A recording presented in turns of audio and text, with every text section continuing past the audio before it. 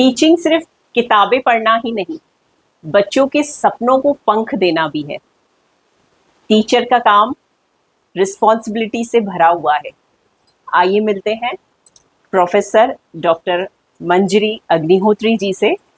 कितना जिम्मेदारी और रिस्पॉन्सिबिलिटी से वो अपना फर्ज निभा रही हैं, उनकी एडवाइस बच्चों के लिए और टीचर्स के लिए आज क्या है, आज हम उनसे मिलके जानते हैं। Welcome ma'am. Thank you ma'am, कितने सालों से आप टीचिंग प्रोफेशन में हैं और from a teacher to a principal आपकी जर्नी, आपका एक्सपीरियंस आज आप मुझे बताइए। मैं 31 ईयर्स से इस प्रोफेशन में हूँ और मेरे को जो अभी कॉलेज में खिताब दिया जाता है वो ये दिया जाता है कि मैडम आप भी जो है हमारे साथ मम्मी की तरह बिहेव करती हो। तो मुझे सुन के बड़ा अच्छा लगता है जब बच्चे ये कहते हैं कि आप डांटती भी हो और प्यार भी करती हो। तो मुझे लगता है कि शायद मैं अपने स्टूडेंट्स को अपने बच्चों की तरह ट्रीट करती हूँ, क्योंकि मैं ऑलवेज जो है अभी तक मोस्टली गर्ल्स कॉलेज में ही रही हूँ, तो मेरा पाला जो है लड़कियों से ही पड़ा है ज्यादातर।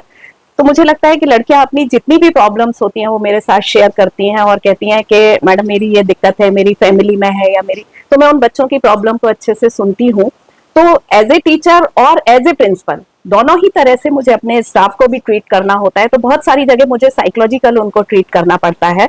तो मैं ये देखती हूँ कि मैं उनको कैसे मोटिवेट करूँ, उनकी प्रॉब्लम से उनको कैसे बाहर निकालूं। तो कई जगह ऐसा होता है जब मैं देखती हूँ कि बच्चे जो हैं बहुत परेशान हो रहे हैं, वो हो रहे हैं, तो मैं उनकी जो गलतियां होती हैं सबसे पहले तो मैं उनकी बात की तह तक जाती हूँ कि आखिर उस प्रॉब्लम की वजह क्या है। जब मुझे उस प्रॉब्लम का कारण पता लगता है तो फिर मैं उन बच्चों से कहती हूँ कि ये दोनों पक्ष सुनती हूँ। अगर कहीं कोई उनकी फैमिली की कोई बात है या इंस्टीट्यूशन की कोई बात है, मैं दोनों पक्ष सुनती हूँ। फिर मैं किसी नतीजे पर पहुंच के उनको ये सलाह देती हूँ। इस दौरान आप पेरेंट्स से भी बात करती होंगी कि किस बच्चे नहीं, पेरेंट्स से बात करने की मुझे जरूरत नहीं पड़ती है, क्योंकि बच्चा खुल के मेरे को सारी बात बताता है। अच्छा। तब मैं बच्चे को ये बोलती हूँ कि एक तो मैं उसको पॉजिटिवली मोटिवेट करती हूँ, उसको ये बोलती हूँ कि आपने यहाँ गलत किया है तो आपको ये नहीं करना चाहिए, आपको ये गलती आपकी है तो आप ये गलती ना करें और इसको जो है सही तरीके से। सपोज फॉर एग्जाम्पल, जैसे किसी बच्ची ने बोला कि दो लड़कियों का झगड़ा हुआ और दोनों लड़कियां मेरे पास आई कि मैडम इसने जो है किसी भी स्टूडेंट को लेके या किसी भी बात को लेकर मेरे ऊपर ये कमेंट किया। तो मैं दोनों बच्चों की बात सुनती हूँ, दोनों बच्चों का पक्ष सुनती हूँ।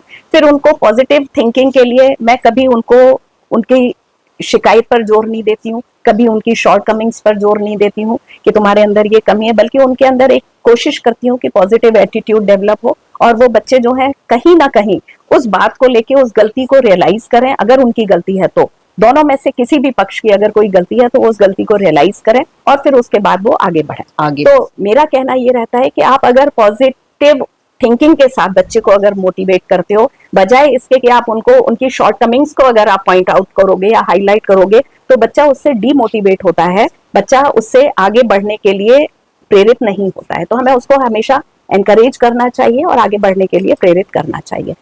एज ए प्रिंसिपल भी और एज ए टीचर भी मैं बच्चों के बहुत करीब हूँ।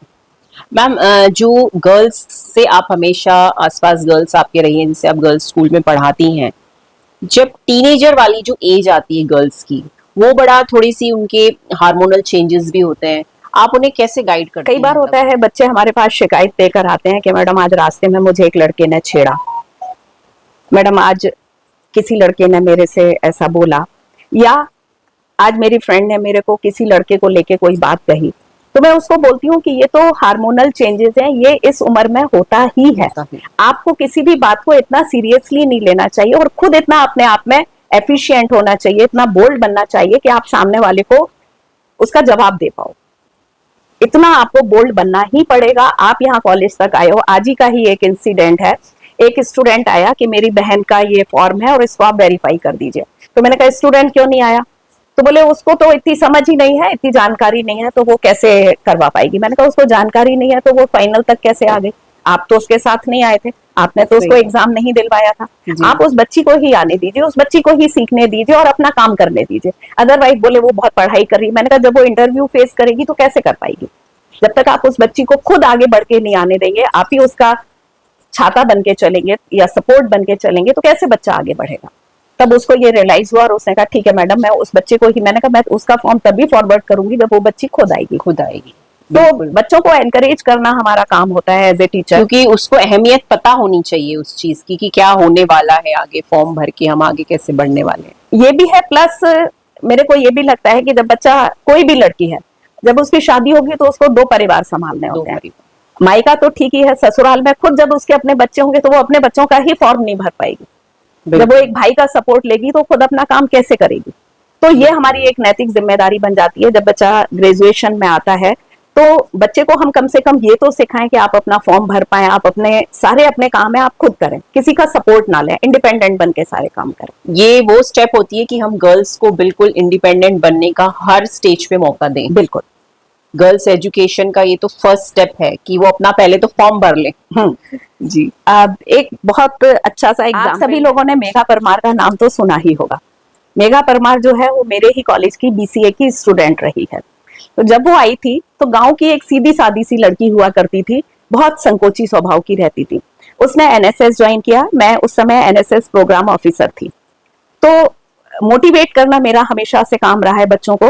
तो मैं उसको बोलती थी कि तुम ये वाली एक्टिविटी में पार्टिसिपेट करो तो कहीं ना कहीं डेफिनेटली तुम कुछ कर पाओगी। तो धीरे धीरे करके उसने स्टेज पे आना शुरू किया, कुछ बोलना शुरू किया, और धीरे धीरे उसने खुद ही अपने सारे टैलेंट्स जो थे, हिडन टैलेंट्स को उसने पहचाना। उसके बाद जब वो माउंट एवरेस्ट पर गई तो मेरे पैर छू कर गई। बोले मैडम आप मुझे आशीर्वाद दीजिए कि मैं माउंट एवरेस्ट जो है वो फतेह करके आऊं। मैंने कहा बेटा बिल्कुल, अगर तुम्हारे अंदर विल पावर है, तुम्हारे अंदर अगर पॉजिटिविटी है, पॉजिटिव थिंकिंग है, यू विल डू डेफिनेटली।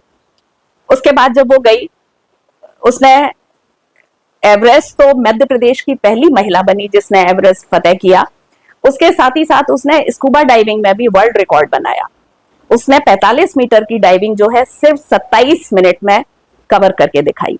वो ऐसी लड़की है जो हमारे महाविद्यालय के लिए, हमारे अपने कॉलेज के लिए एक रोल मॉडल बन के गई और सारे बच्चों के लिए ये मैसेज छोड़ के गई कि अगर आप पॉजिटिव थिंकिंग के साथ, अगर आप अपने सेल्फ कॉन्फिडेंस के साथ किसी भी फील्ड में आगे बढ़ते हो, you will definitely touch the feet of success. जैसे आपने कहा मेघा परमार आपकी जो स्टूडेंट है, आपको भी बहुत प्राउड है उस पे।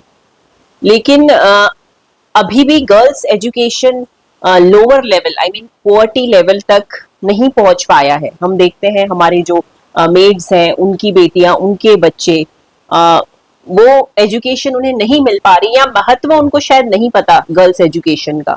क्योंकि कहा जाता है अगर एक लड़की पढ़ गई तो समझिए पूरा खानदान पढ़ गया उसका।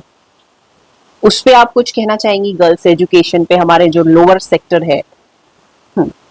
हाँ, उस पर जरूर मैं इतना कहना चाहूंगी कि हमारी गवर्नमेंट ने बहुत सारी ऐसी स्कीम्स चलाई हैं जिससे बच्चे मोटिवेट हो। जैसे उनके लिए उन्होंने लाडली लक्ष्मी योजना चलाई है। वो बच्चे 12th तक उनको वो जो स्कॉलरशिप देने का है, वो उसके पीछे एक सबसे बड़ा रीजन यही है कि बच्चा कॉलेज में आने के लिए मोटिवेट हो, पढ़ने के लिए हो। फिर भी अगर बहुत सारे बच्चे मैंने ऐसे देखा है कि जो रह जाते हैं पढ़ने से, स्पेशली लड़कियां रह जाती हैं, तो मैं जो हमारे रिटायर्ड टीचर्स हैं, या हम लोग, हमारे यहाँ जो एनएसएस स्कीम चलती है, राष्ट्रीय सेवा योजना जिसको कहते हैं, उसमें हम अपनी स्टूडेंट्स को ये मोटिवेट करते हैं कि अपने आसपास के जो स्लम एरियाज में बच्चे रहते हैं उनके जाकर उनको कम से कम 1 घंटा टीचिंग का दें, जिससे उन बच्चों को भी ये पता लगे कि एजुकेशन का असली मतलब क्या है। वो कहीं भी जाए तो कम से कम आगे अपने ही बच्चों को कुछ पढ़ा पाए, जिससे हमारी फ्यूचर जनरेशन जो है वो इलिटरेट ना रह पाए। तो मेरा थोड़ा सा रिक्वेस्ट उन लोगों से है जो रिटायर हो चुके हैं, अगर वो ये कॉलोनी वाइज या एरिया वाइज ये जिम्मा संभाल लें कि हम उन बच्चों को टीचिंग देंगे या उन बच्चों को पढ़ाएंगे। ये मैंने चंडीगढ़ में देखा था कि स्लम एरिया के बच्चों को उन्होंने इकट्ठा किया और वहां पर वो उनको एजुकेशन प्रोवाइड करते हैं। हम ये भी कर सकते हैं कि जो हमारे रिटायर्ड पर्सन्स हैं वो अगर आगे बढ़ के आए और जो कॉलोनी वाइज या एरिया वाइज जो हमारे स्लम एरिया के बच्चे हैं या हमारी जो मेट्स हैं उनके बच्चे हैं, अगर उनको पढ़ाने का जिम्मा ले लें तो शायद जो अनएजुकेटेड हमारे फैमिलीज हैं या जो बच्चे हैं वो भी एजुकेशन की लाइन में आगे आ सकते हैं, और कम से कम खुद जो पढ़ेंगे वो पढ़ेंगे, अपने बच्चों को भी कुछ ना कुछ एजुकेशन वो दे पाएंगे। ऐसा मेरा सोचना है। मैंने अभी आपसे जाना आप अपना प्रोफेशन एंजॉय करती हैं और आप पूरे रिस्पॉन्सिबिलिटी के साथ अपने प्रोफेशन में अपना काम कर रही हैं। एक क्वेश्चन, अगर आप टीचिंग में नहीं होती तो किस फील्ड में होती? मेरे लिए शायद ये बहुत कठिन सवाल है, क्योंकि मुझे टीचिंग गॉड गिफ्ट में मिला है। अच्छा।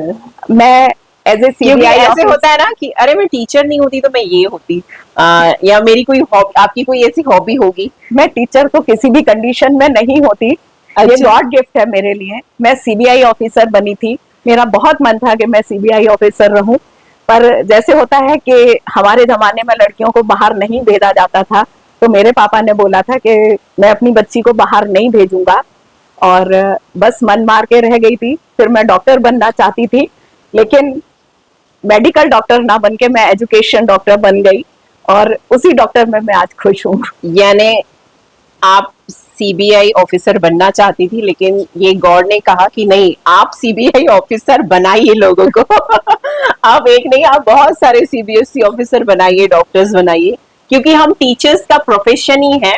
हम तो वहीं खड़े रह जाते हैं, लेकिन हम हमारे हाथों से ऐसे ऐसे बच्चे जो कच्ची मिट्टी होते हैं, उन्हें हम ऐसे मोल्ड करते हैं, पूरी कोशिश करते हैं हम टीचर्स कि हम उन्हें जो वो चाह रहे हैं वो अपने जीवन में पा सकें। बिल्कुल, जब हम ऐसे बच्चों को आगे बढ़ता हुआ देखते हैं और वापस फिर जब अपने पास वो लेकर आते हैं, मैडम आज मैं पुलिस में हो गया, मैडम आज मैं एजुकेशन में आ गया, मैडम आज मैं माउंटेनियर बन गया, तो जब वो बच्चे मेरे से मिलते हैं तो मुझे लगता है कि शायद मैं नहीं बन पाई तो क्या, मैंने ऐसे बच्चों को बना तो दिया। और उससे बड़ी खुशी आई थिंक कोई भी नहीं है। कोई नहीं है। हम टीचर्स की रिस्पॉन्सिबिलिटी इतनी, मैं कहूंगी, बड़ी है। हमें सिर्फ ना हमें अपने बच्चे ही पढ़ाने हैं, हमें हमारे हर साल क्लास की जो जिम्मेदारी हमारे ऊपर होती है 40-50 बच्चों की, उन्हें भी, और ये every session by session change होता है।